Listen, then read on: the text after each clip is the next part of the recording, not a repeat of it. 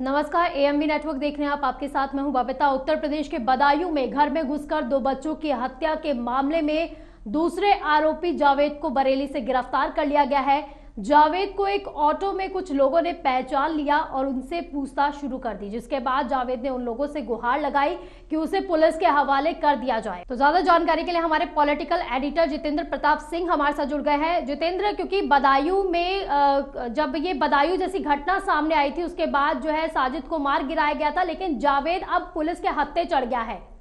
क्या कुछ अपडेशन मिल पा रहा है? बिल्कुल लगता है उत्तर प्रदेश पुलिस को एक बहुत बड़ी कामयाबी जो है वो मिली है, क्योंकि पिछले 3 दिन से लगातार जो फरार था इस पूरे घटनाक्रम का जो आरोपी है जावेद, उसको जो है बरेली से उत्तर प्रदेश की जो पुलिस है उसे गिरफ्तार कर ली है और गिरफ्तार करके उसे बदायूं लाया जा रहा है। और वहाँ पर जो घटना घटी थी उस घटना स्थल पर उसको ले जा करके पूरे सीन का रिक्रिएशन करवाएगी पुलिस, और उसके बाद से जो भी वहाँ पर जो साजिश रची गई उसकी भी जो है इससे खुलासा जो है वो करवाने का प्रयास जो है यूपी पुलिस करेगी। दरअसल ये आरोपी जब 19 मार्च को ये घटना घटी थी तो उस वक्त ये भी उसमें शामिल था, साजिद के साथ साथ जावेद भी शामिल था, और दोनों एक साथ ही पीड़ित परिवार के घर में प्रवेश किए थे और साजिद ने गला रेत करके हत्या की और साथ में ये भी मौजूद था। लेकिन साजिद चूंकि गिरफ्तार हो गया था यूपी पुलिस के हत्थे, लेकिन जावेद जो था वो फरार होने में कामयाब रहा और वहां से वो सीधे भाग करके दिल्ली पहुंचा था। दिल्ली में ये कुछ दिनों तक रहा, लेकिन पुलिस लगातार इसके फोन कॉल को ट्रेस कर रही थी। इसके परिजनों को लगातार जो है पुलिस पूछताछ करने के लिए हिरासत में रखी हुई थी और दबाव बना रही थी कि वो किसी भी तरीके से जावेद का सरेंडर करवाए। जावेद ने खुद अपनी बातचीत में कहा है कि पुलिस लगातार उसके ऊपर जो है वो दबिश दे रही थी और वो काफ़ी ज़्यादा डरा सहमा था और इसलिए वो दिल्ली से भाग करके बरेली पहुंचा। जब बरेली पहुंचा तो उसके फोन कॉल पे कुछ लोगों ने उसको कॉल किया और कहा कि तुम पुलिस को सरेंडर कर दो। जितेंद्र, आपसे आगे अपडेट देते रहेंगे, लेकिन इसी बीच जावेद की तरफ से क्या कुछ कहा गया है वो आपको एक बार सुना देते हैं। इनके लिए वहाँ पब्लिक बहुत थी, मैं सीधा दिल्ली भाग गया। मैं दिल्ली से सीधी बरेली आया हूँ अपने आप को सरेंडर करने के लिए। सीधी मेरे पास रिकॉर्डिंग है कई लोगों की जहाँ से मेरे पास फोन आया कि तुम्हारे भाई ने ये कांड कर दिया है। नहीं ऐसा है, गाँव में मैं एक बात बताऊँ, सुनो मेरी फोन अभी ऑफ मैंने कर रखा। बात सुनो, तुम अभी जैसे कहने पुलिस के भाई मैं देखो बहुत सीधा शरीफ आदमी हूँ। देखो एक का तो एनकाउंटर हो चुका है। हाँ भाई, मैं वो कौन था जिसका एनकाउंटर? मेरा बड़ा भाई था, लेकिन उसने किया था। मैं उसमें बिल्कुल ही मेरा कुछ नहीं है। तुम्हारा नाम जावेद है ना? मेरा नाम क्या नाम है तुम्हारा? मोहम्मद जावेद। मोहम्मद जावेद। जिला कौन सा है तुम्हारा? बदायूं जिला। ठीक है।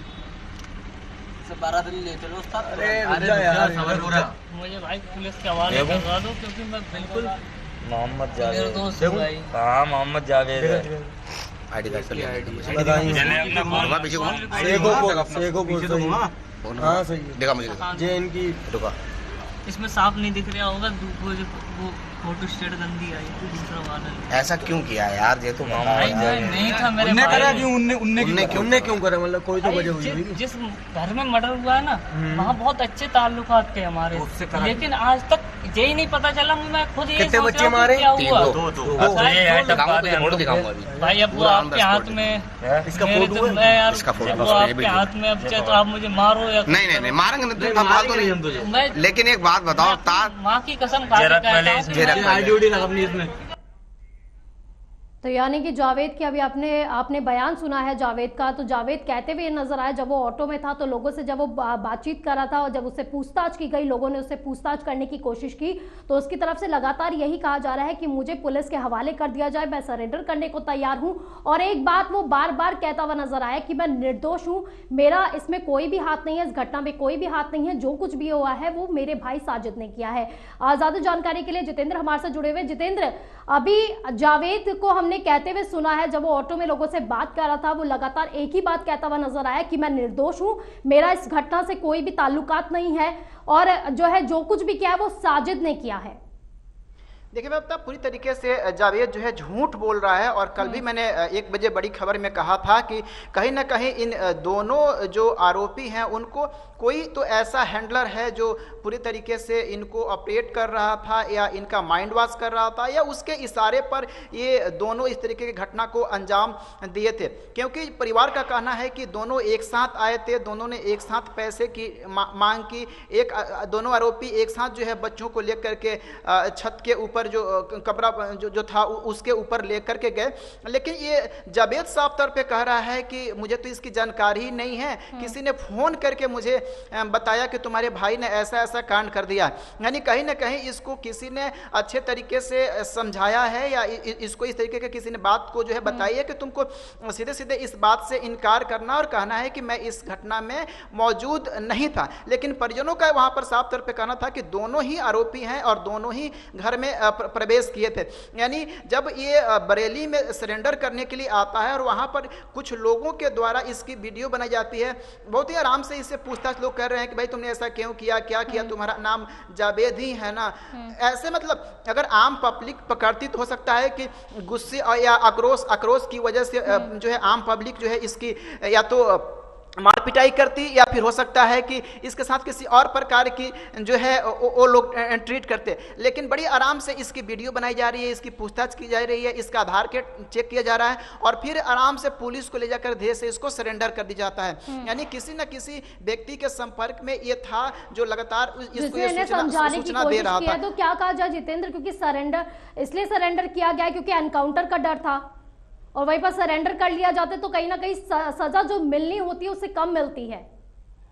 बिल्कुल बता, देखिए अगर ये सरेंडर कर दिया तो कम से कम ये गनीमत इसके लिए है कि अब कम से कम पुलिस के इनकाउंटर से तो ये बच गया है। लेकिन अब देखना ये होगा कि पुलिस जब इसको हिरासत में लेती तो क्या ये अपने बयान पे कायम रहता है या अपने बयान से पलटता है। क्योंकि जब पुलिस कड़ाई से इससे पूछताछ करेगी तो हो सकता है कि पूरे घटनाक्रम का राज जो है वो खुल सके। क्योंकि जो पीड़ित बच्चे के जो माँ बाप है बार बार यही कह रहे हैं कि पुलिस उसका इनकाउंटर न करे, बस ये जानने का प्रयास करे कि आखिर किसके इशारे पर उन दोनों बच्चों की हत्या इसके द्वारा की गई और आखिर कौन ऐसा व्यक्ति था जिसके इशारे पर इन लोगों ने पूरे घटनाक्रम को अंजाम दिया, या क्या फिर खुद ही इन्होंने जो है किसी के जो है कहने पर इस घटनाक्रम को अंजाम दिया। ये पूछताछ का विषय है और पुलिस जब पूछताछ करेगी तो खुलासा हो पाएगा। लेकिन इसमें सबसे बड़ी बात यह है कि यूपी पुलिस ने 25,000 रुपए का इसके ऊपर इनाम घोषित कर रखा था और 3 दिन के अंदर में ही इसको आखिरकार सरेंडर पड़ा और इसकी सरेंडर करना पड़ा और फिलहाल इसकी गिरफ्तारी भी हो चुकी है। तो जितेंद्र क्या कहा जाए, क्योंकि जिस तरह से अभी जावेद को हमने सुना है, जावेद अपने बात पे कायम था और कह रहा था कि उसको इस घटना के बारे में नहीं पता था और इसमें उसका कोई भी हाथ नहीं है। अगर वो पुलिस के सामने भी आता है, पुलिस के सामने, क्योंकि वो सरेंडर हो चुका है, गिरफ्तारी हो चुकी है, अगर वो अपनी बातों को लेकर कायम रहता है तो क्या कहा जाए कि साजिद के साथ ही जो रहस्य है वो अनसुलझा रह जाएगा। क्या आखिर कारण क्या था इसके पीछे, क्या ये गुत्थी अब अनसुलझी रह जाएगी? देखिए दोनों एक साथ घटना को अंजाम दिए थे, दोनों एक साथ काम करते थे, एक दूसरे को अच्छे तरीके से काफ़ी लंबे समय से जानते थे और साथ ही साथ जो पीड़ित परिवार है उसके यहाँ भी इन दोनों का जो है आना जाना लगा रहता था और लंबे समय से पीड़ित परिवार के संपर्क में ये दोनों थे। तो इसलिए सीधे सीधे इस बात का इनकार करना कि उसे जानकारी ही नहीं थी या घटना स्थल पर ये मौजूद नहीं था, ये बात शायद जो है पूरी तरीके से भी सच नहीं लग रही है। जब पुलिस इसको कड़ाई से पूछताछ करेगी या दबाव बनाएगी तो हो सकता है कि अपने बयान में बदलाव करे या जो सच्चाई है वो निकल करके सामने आ सके। बबीता, तो पुलिस की अभी तक जांच में क्या कुछ सामने आया, क्योंकि साजिद को लेकर भी उन्होंने जांच आगे बढ़ाई होगी, उसके कॉल डिटेल भी जानने की कोशिश की होगी, उसके कॉल रिकॉर्ड्स भी निकाले होंगे, क्या कुछ अभी तक पुलिस की कार्रवाई में सामने आ पाया? जितेंद्र, देखिए इस पूरे घटनाक्रम पर थोड़ी ही देर बाद उत्तर प्रदेश पुलिस एक प्रेस कॉन्फ्रेंस करेगी और प्रेस कॉन्फ्रेंस करने के बाद इस पूरे घटनाक्रम का खुलासा करेगी कि आखिर ये दिल्ली कैसे पहुंचा, इस वजह से दिल्ली से इस ये वापस बरेली कैसे आया, बरेली में वो कौन लोग थे जिन्होंने इसका वीडियो बना करके सोशल मीडिया पर वायरल किया कि ये निर्दोष है और इसको इस घटनाक्रम की जानकारी नहीं है, और इसको सरेंडर करवाने में आखिर किन लोगों की भूमिका रही और इस दौरान इसने किन किन लोगों से फोन पर बातचीत की। जब पुलिस इसको हिरासत में लेगी और इसकी मोबाइल को जब जब्त करेगी तो पूरा कॉल डिटेल से राज खुल पाएगा कि आखिर इस घटनाक्रम में और कौन कौन से लोग थे, किसके किसके संपर्क में था, कौन था इसका हैंडलर और क्या था पूरा घटना की मुख्य वजह, उसका खुलासा अभी होना बाकी है, जो थोड़ी देर में यूपी पुलिस प्रेस कॉन्फ्रेंस करेगी उसमें विस्तार से बताएगा कि पूरा घटनाक्रम जो है वो राउंड द क्लॉक को क्या रहा। थोड़ी देर में प्रेस कॉन्फ्रेंस होने वाली। लेकिन जितेंद्र, क्योंकि इससे पहले जावेद और साजिद के पिता से भी पूछताछ की गई है, उनके करीबियों से भी पूछताछ की गई है, क्या जांच में ऐसा कुछ निकल पाया या फिर वो भी प्रेस कॉन्फ्रेंस में ही खुलासा होगा? देखिए, दोनों का परिजनों का साफ तौर पे कहना है कि अगर वो दोषी हैं और ऐसे घटना को उन्होंने अंजाम दिया है तो पुलिस को जो भी उन्हें सजा देना है वो दे, उन्हें कोई आपत्ति नहीं है, क्योंकि परिवार भी को अब लग रहा था कि अगर वो सरेंडर नहीं करता है तो हो सकता है उनके घर पर बुलडोजर की कार्रवाई हो या फिर उनको गिरफ्तार करके जेल भेज दिया जाए। इसलिए परिवार चूंकि जानता है कि ये भी एक आरोपी है, घटना को अंजाम देने में कहीं ना कहीं इसकी भी एक सक्रिय भूमिका थी उस वक्त, इसलिए परिवार अपने आप को अलग कर रहा है ताकि वो कम से कम सुरक्षित रह सके। जी, क्योंकि जितेंद्र, जावेद की अभी हम जब बयान भी सुन रहे थे, उसने एक बात पर बहुत जोर दिया है, उसने कहा कि हमारे ताल्लुकात उन लोगों से काफी अच्छे थे। तो ये काफी ज्यादा संशय का विषय है, काफी सवाल इस पर उठ रहे हैं कि आखिर अगर इतने अच्छे ताल्लुकात थे तो फिर ये घटना क्यों हुई है? बिल्कुल, अब तक जब भी इस तरह की घटना को अंजाम दिया जाता है तो कोई ना कोई या तो करीबी होता है या जानकार होता है या कोई ना कोई ऐसा कोई व्यक्ति होता है जो सब कुछ उस परिवार के बारे में जानता है। वही व्यक्ति इस तरीके से आसानी से घर में प्रवेश कर सकता है या उसको पता है कि बच्चे कहाँ पर हैं या उनके घर की सीढ़ी किधर है या घर के छत के ऊपर जो है कोई कमरा है वो जहाँ पर कोई नहीं रहता है। यानी पूरी घटना की पूरे जो घटना स्थल की जो जानकारी थी वो पहले से इन आरोपियों को थी, इसीलिए पूरी तरीके से जब ये घटना को अंजाम दिए तो आसानी से वहां से भाग करके निकलने का भी प्रयास किए। हालांकि साजिद को जो बच्चों के जो परिजन थे उन्होंने दरवाजे के अंदर बंद कर दिया, इसलिए वो पकड़ा गया और लास्ट में जब भागने का प्रयास किया तो उसका इनकाउंटर हो गया। लेकिन जावेद जो है भीड़ का जो है चूंकि रात का अंधेरा था और काफी ज्यादा वहां पर भीड़ थी, उसका फायदा उठा करके और वहां से जो है वो निकलने में सफल रहा। ठीक, जितेंद्र, बहुत बहुत शुक्रिया आपका इन तमाम जानकारी के लिए। वहीं पर अब प्रेस कॉन्फ्रेंस का इंतजार है, क्योंकि उसके बाद ही ये खुलासा हो पाएगा कि आखिर इसके पीछे की गुत्थी क्या थी, क्यों ऐसा किया गया है। तो इसका खुलासा अब कुछ ही देर में हो जाएगा, क्योंकि पुलिस, बदायूं की पुलिस अब थोड़ी ही देर में प्रेस कॉन्फ्रेंस करने वाली है, जिसमें कहा जा रहा है कि काफी कुछ सवालों के जवाब, क्योंकि जनता जानना चाहती है, देश जानना चाहता है, उस सभी सवालों के जवाब हमें मिलने वाले हैं।